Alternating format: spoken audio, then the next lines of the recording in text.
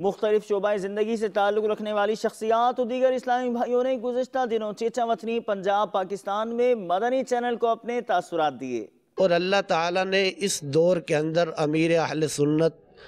کو ہمیں اصلاح کے طور پر بھیجا، اور جتنا کام اتنے کم عرصے میں امیر اہل سنت نے کیا کہ مساجد کے اندر دیکھ لیں یا کسی بھی معاملات میں دیکھ لیں، یا فنی تقریر اور تحریر کے معاملے میں دیکھ لیں، امیر اہل سنت نے جتنا کام کیا اتنا کسی اور بندے نے کام نہیں کیا۔ دعوت اسلامی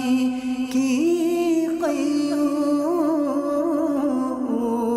سارے جہاں میں مچ جائے۔ دعوت اسلامی کا جو ہے مدنی چینل وہ اس شعبہ میں جو ہے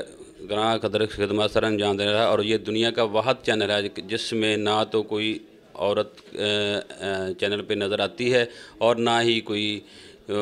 پبلسٹی ایڈ آتی ہے اس میں جو ہے، تو نہ ہی اس میں کوئی میوزک ہے۔